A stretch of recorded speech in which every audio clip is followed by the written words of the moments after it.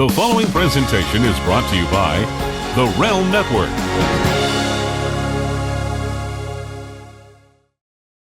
Hello and welcome to the two-man power trip of wrestling. I am your host, JP John Paz, and with me today is an absolute wrestling legend. He's a wrestler, a manager, a commentator, a former NWA Western States champion. You may know him from WWE, over 10 years there, even more than that, AEW or even AAA. He is Mr. Hugo Savinovich. Hugo, how you doing today, sir?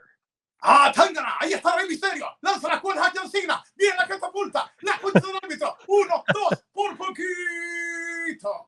That is my world of calling lucha in Spanish. 17 years with WWE, 15 years producing and being the guy in Lucha Libre in Puerto Rico and the Caribbean, and then did Lucha Underground first season, opened up IWA in Puerto Rico also, and Imperial Lucha in Peru, War in Ecuador, April GWE in Panama with TV, part of the creative team with Conan as our boss in AAA. Just did the Triple Mania 28, our last show. Now we're doing some more stuff coming up Thursday on in Mexico.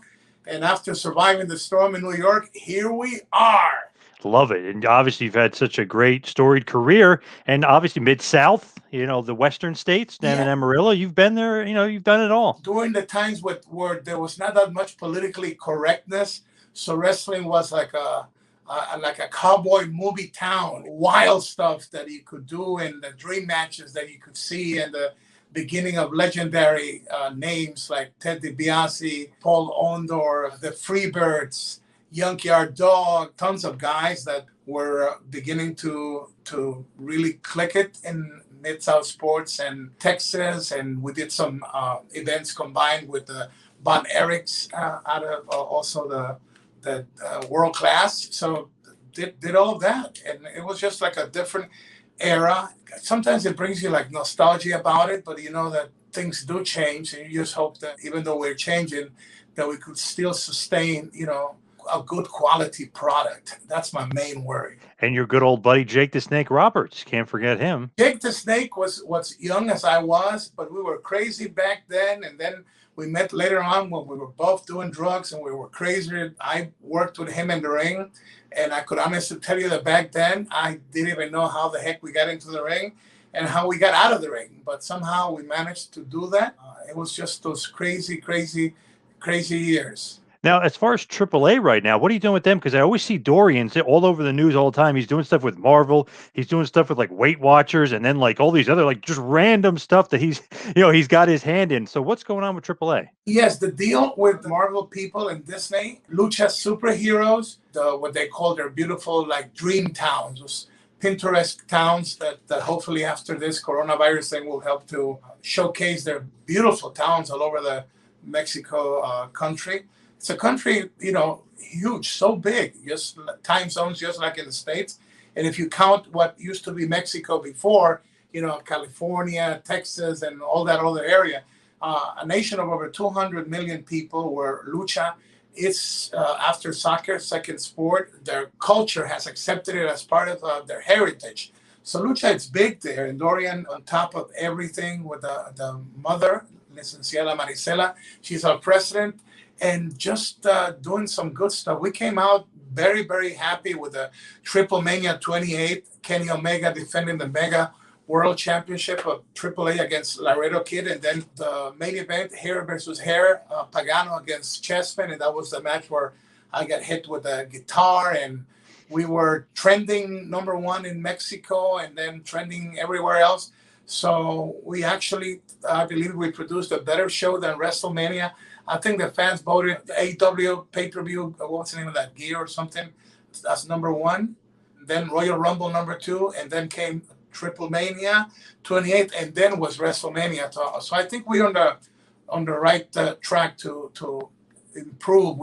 I think we're creating more of a new hybrid of the lucha, of the culture of Mexico, brand new stars, and just more like a mix of strong style, more false finishes, more legit punching, and more logic. And Conan, I'm part of the team, just bringing it more direct storylines to the fans, and and creating new stars. So I think we are on the right track. It's so interesting with that because it's one of those things where it's like, oh, AAA and especially Conan is always evolving and always kind of ahead of the curve almost, always knows the next talent. Years and years ago, he knew Mysterio and Juventud and Yeah, Psychos and all those guys are going to be great. Now he found Ray Phoenix and Pentagon. You know what I mean? yeah. Laredo Kid. He's continuing with all these great talents. Yeah, the tragic death of La Parca, we were so much in pain with that. He has a son that works under a mask, another name that's like the Mummy, but he will be debuting, taking over the name of his father, La Parca. Wow, And nice. when Conan and Dorian believe that he's ready, but he is a good worker, very tall. I look at him and I know we got to do the right thing with the tradition of the name. But then the kid is such a nice looking kid, handsome and tall, and like you hate in a way to put the mask on him because Right, he right. kind of looks like a Hollywood star. So that's something to think way ahead in the future. But the mask will come in, and then you have another legendary hero. And then I just did a live with Blue Demon, and he's going to be more in the picture. And the Demon is debuting with Disney on his own Ultraviolet and Blue Demon series with the Disney franchise. So a lot of things are happening. Conan and Dorian and our team are creating. It's never been done with girls. One of them is Hades, and the other one yet to be named, but we have them. And these are going to be high impact, high flyers, beautiful lady wrestlers, and the luchadoras. They could kick ass. They know all the wrestling holes. They could go punch for punch with the guys. That's what we're bringing in, and we got some top names and top young stars coming up. So it's very interesting. It's not like a yes man mentality where everybody has to say yes to everything, like an open society of ideas. And yes, we do have a boss and creative guy with Conan, and we do respect authority, but there's more leadway to let's challenge the system. As far as AAA and America, I know there's kind of like a deal with AEW, but does AAA want to kind of expand more into the USA? Is that kind of the grand plan? Yes, I believe that given an opportunity, and we proved it, we are on Space TV, which is like an HBO in Latin America, owned by Turner Broadcasting System, by the way. And now AEW is also on Space TV, and it's huge in Latin America and obviously in Mexico. So we have our shows there, and with little time on Space TV, we went to Bogota, Colombia, which is not like a wrestling market, and we did a little bit over 8,000 people. And then as soon as we did that, then Vince and his guys were there like 4 months after. South America, it's going to be a big place for AAA. I believe the rest of Central America, not just the United States. I believe that our product with our ideas and the stars that we have, it's just like the name says, worldwide, AAA worldwide, with things that make sense, action that translates languages, and the magic of the luchadores will be the essence, of course. But I think that with this era of the Facebooks and the YouTubes and not just the regular TV, but the media things that are there. There's so many things out there that you not necessarily have to be on a TV network per se, but you could be, doing other things in places where that platform in that country it's huge. So there's people that are wanting to make deals with AAA, and I think that we transcend the languages. But if you did check Triple Mania, you would have noticed that I will sneak in a little bit of English. Boom, boom, boom. Do the Spanish, Guillen and myself, but boom, hit like 15 seconds in English every now and then. So we are putting in that English there too. Love it. And I know Dorian's got to deal with a New York advertising agency, right? So he's definitely looking to, do some stuff and really, hit it big. Yes, if you see our shows, everybody enjoys it.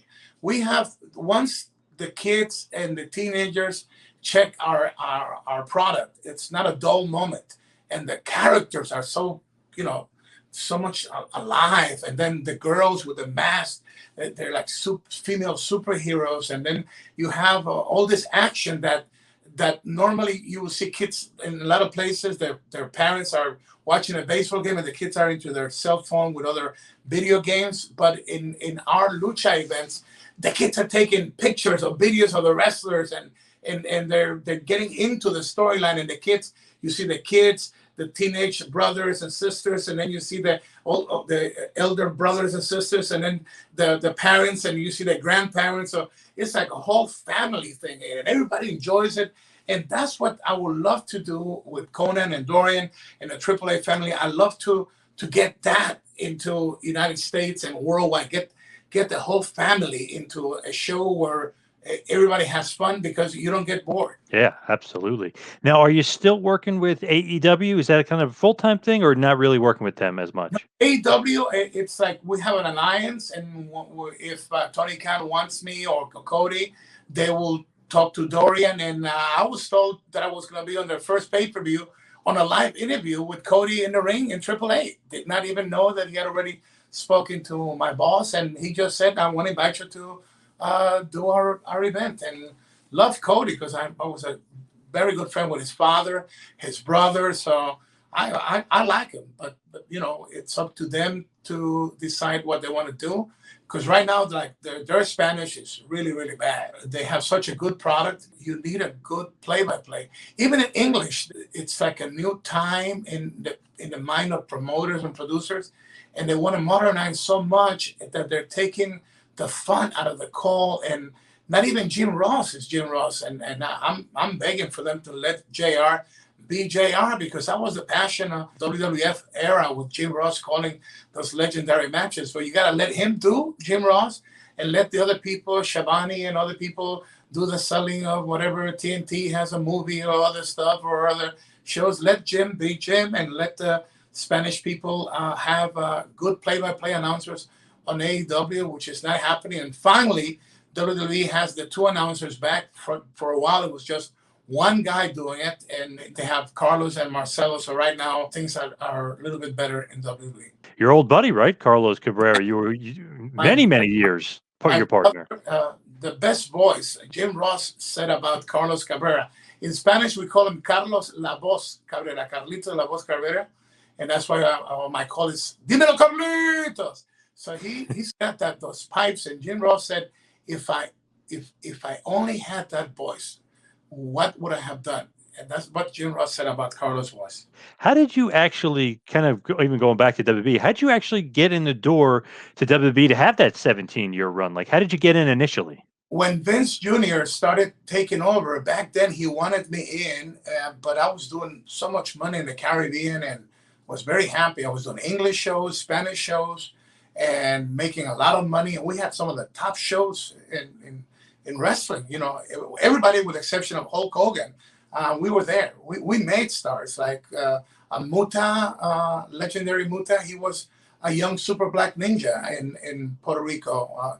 Cowboy Scott Hall later was Razor Ramon. He was Cowboy Scott Hall there. So we built stars. We had the bloodiest matches in the world of wrestling, and we did English and Spanish shows. So everything was fine. Vince wanted me to go and work for him, but I was happy making money there. I also did concerts for the Bacardi people there. So I was making TV shows. I was a guest on a Telemundo variety show, and then I hosted a variety show. So I was making money left and right. I did not feel like that was the what I wanted to do, because I had already done my wrestling career driving all over the place, Texas, Louisiana. So I did my traveling already. So I was not really interested back then. And I married Wendy, who was Vince Jr.'s champion. Wendy Richter, part of the Hall of Fame, and she was the champion. It was the Hulkamania, the Rock and Wrestling Connection back then with MTV.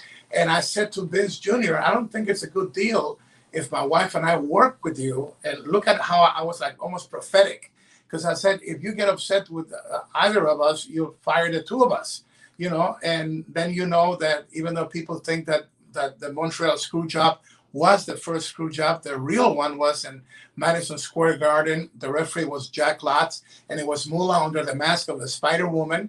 And they did the screw job to take the championship away from Wendy, as Wendy was unhappy with the deal that Vince was giving her and not fulfilling a deal that they had worked on. I decided before that incident that it was not wise. And then that happened. It proved me right. So years went by. And then one day in Germany, Sabio Vega and Bret Hart are talking. And Sabio said, Hugo's not working with Carlos Colon anymore. They are not paying him. They owe him money, and he's got his own bar and stuff crazy happening with him. And let's talk to Vince. And Brett and Savio talked to Vince, and then he called me, and I came over to his mansion. Back then, I had the long hair, like the gladiators, Roman earrings with diamonds, and had another one sticking out here, a star with like two muscles, and all the gold chains and the long hair. And Marco, his driver, picked me up at the airport, took me to his mansion, and Bruce Pritchard was there. I shook hands with Vince, did a gently shake. He said, "No, you squeeze it," Vince told me. And we sat down and we did a handshake. He said, "Stay here for a month and let's see if we like each other." We worked together, and that's what we did. And my first year was not an on-air talent. I was creative. The whole team was Vince McMahon.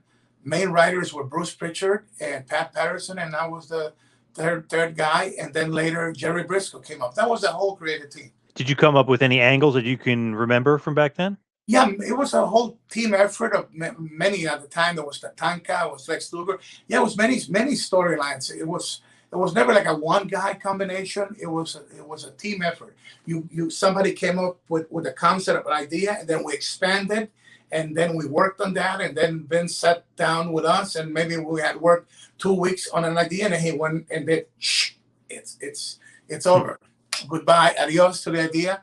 And those were the times that storylines meant something. It was like a baby. You gave birth to it, and you took care of it and made it grow. Now it's like, let's just do it. 50 minutes before the show, we'll tear everything up and just do it again. And things were done with more passion, and it was more of the Vince McMahon family than now WWE Corporation.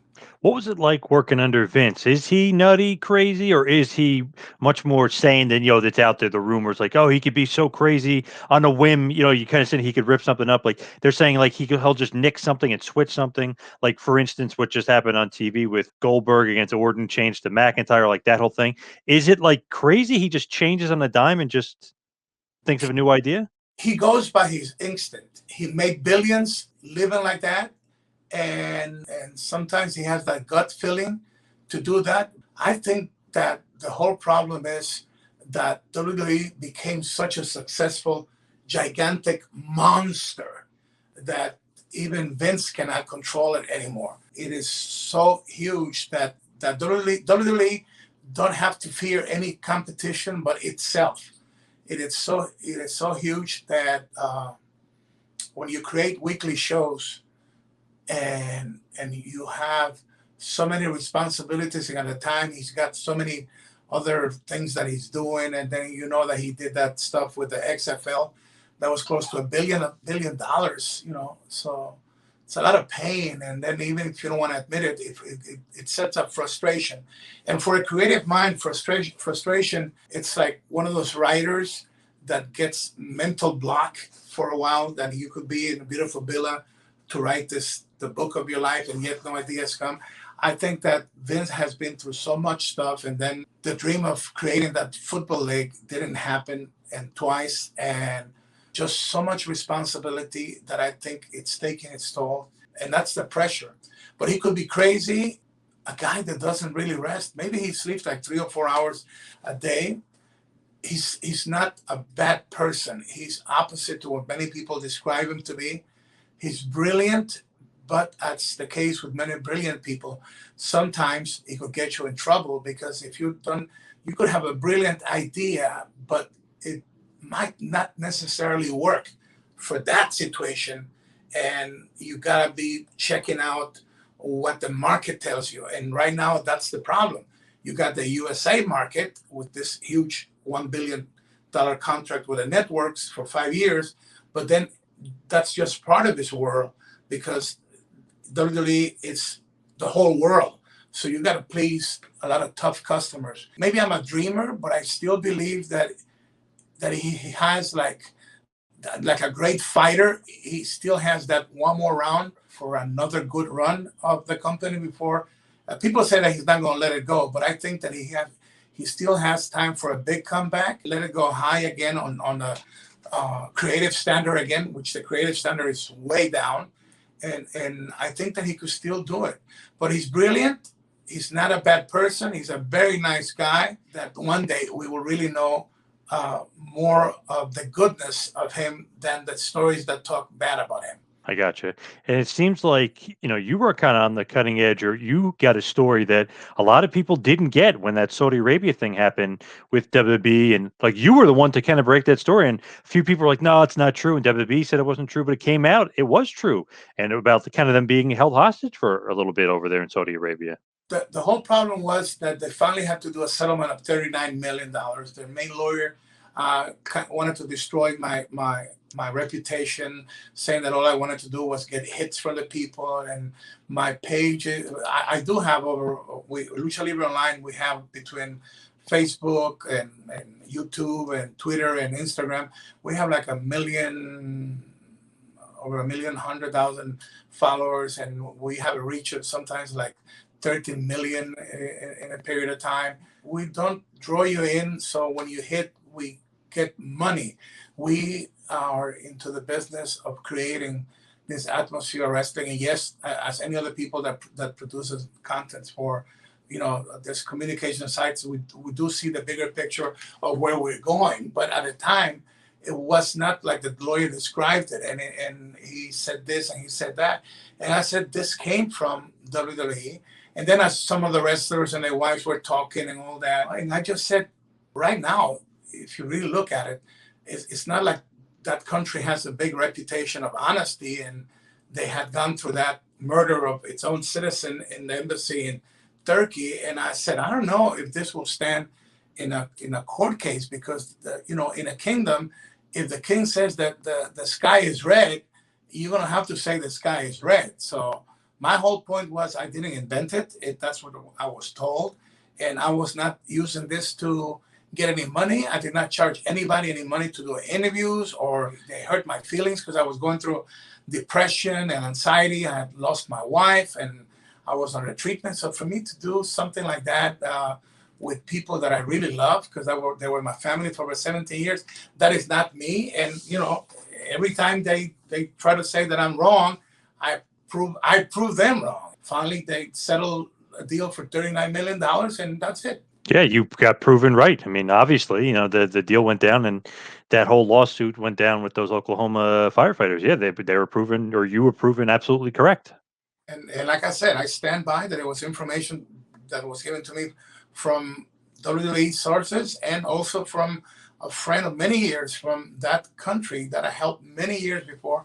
The most important part is that I am a pastor, I'm an evangelist. So to me, my word means a lot, because, I have my kids all over the place, orphanages, all that. And that's what I teach them.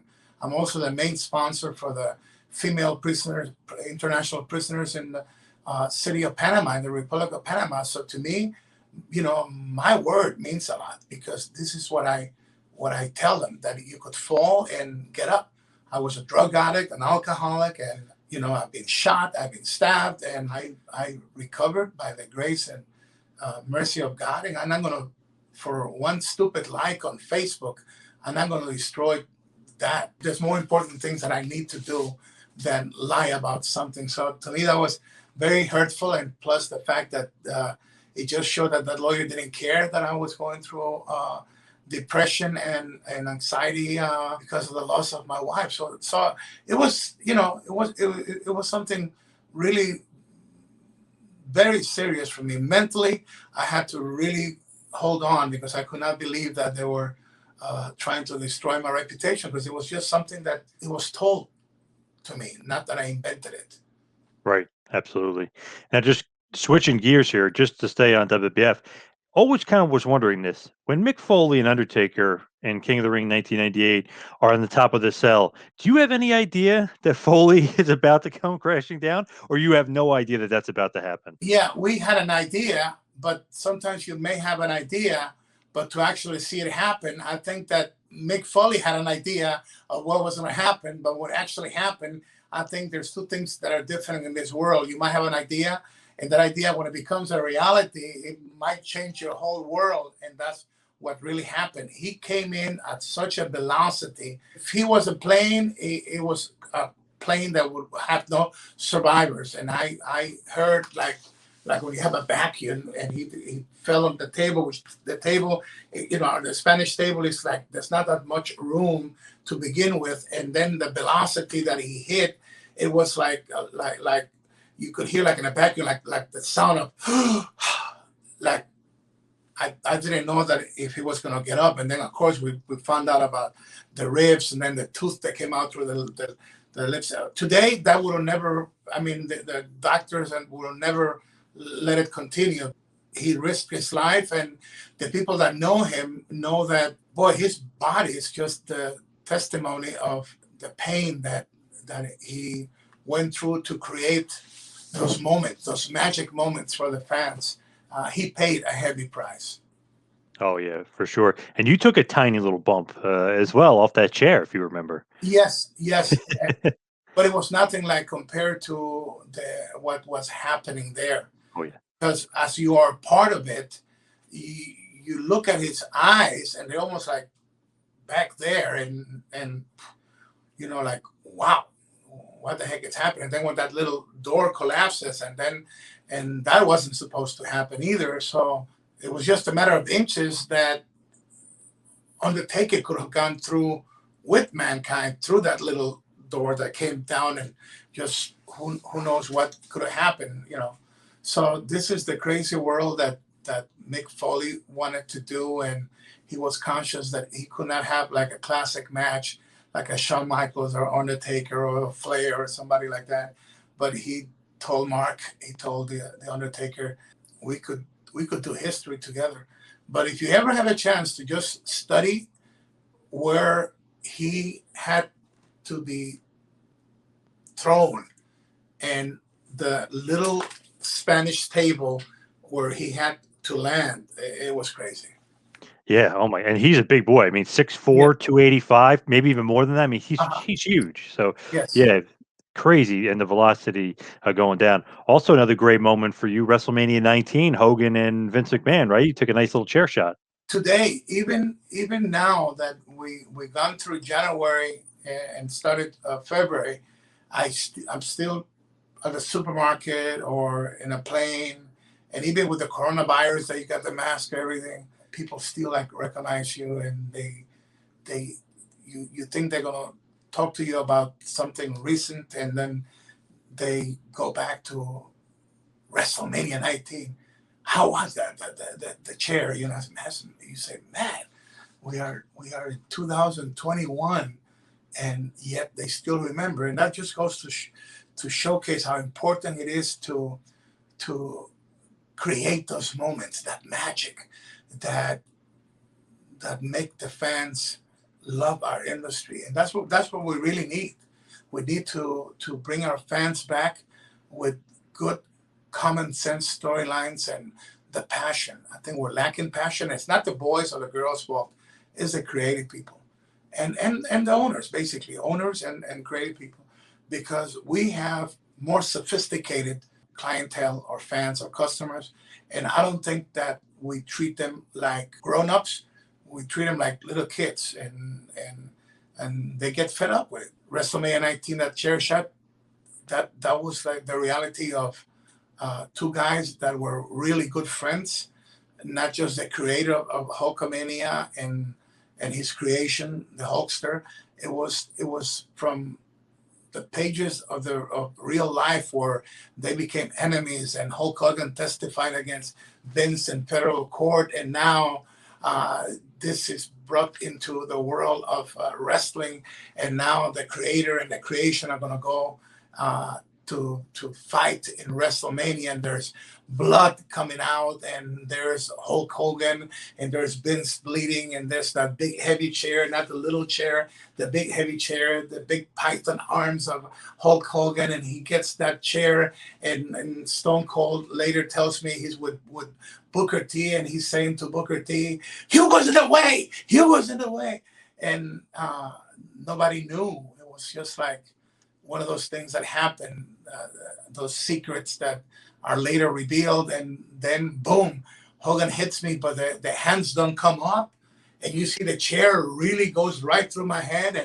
And if you are in the back, you see that the Hulkster has knocked out one of the Spanish announcers. The hands didn't go up. There was nothing blocking the head, and Hulk Hogan made a believer out of Hugo Savinovich that he was Hulk Hogan, and Hugo was old school, never put the hands up, and he let me have it, and the rest is history. Whose idea is that? Is that the Hulkster's idea? Your idea? Vince's idea? It was a top secret idea, and it was Vince's idea.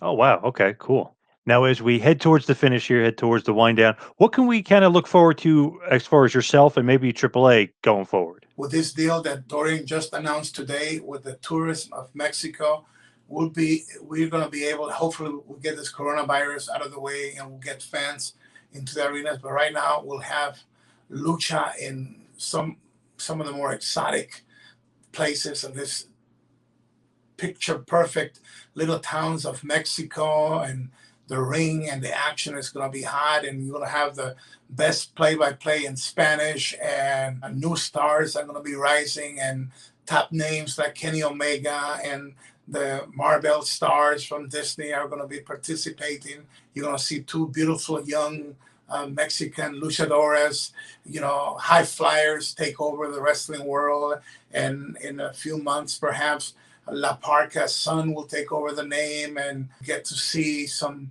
beautiful things of this superhero now of the Disney company, Blue Demon, be part of our rivalries, and top storylines emerge, and a lot of craziness and just a lot of freedom and no boring times, just a hybrid of strong style, good punching, false finishes, good submission holds, and just beautiful, passionate talent. Perhaps this coronavirus will leave us alone and we'll get to do this not just in Mexico, but in other places. So that's more or less what is happening. And as far as like your reporting and stuff, where can everybody kind of find you and see what you're up to in your journalism stuff? Yeah, we do a Lucha Libre online whenever there's Raw, right after there's reports, also with SmackDown and the Wednesday night Wrestling Wars. And whenever something happens, either our lawyer, Michael Morales Torres, or myself, we go live. And if I'm in Mexico, I will be doing stuff from there. And I have a segment that usually comes out before Raw on Monday, but it could be on a Friday. It's called No Censorship. We have had LA Park on it, one of the Lucha Brothers, Penta Cero Miedo on it. We just had the legendary Blue Demon, and they're the fans. It's live. The fans get to answer the questions, and we don't block questions. We dare to ask the questions, and we don't cover for no company. And that is also a segment that people like, and we keep it real. Whenever something happens on Royal Rumble or big shows, fans get to put what they feel, and we read it, good or bad. We read it, and when there's English questions, we answer in English too.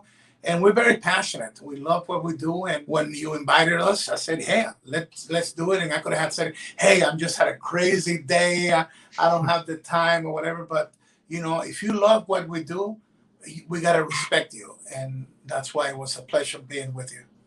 Thank you so much. I really, really appreciate it. Now, please give us all your social media plugs where everybody can kind of Yeah. find you where you're out there. Facebook is Lucha Libre Online, as is YouTube, Lucha Libre Online, and Instagram. Those are our main gigs.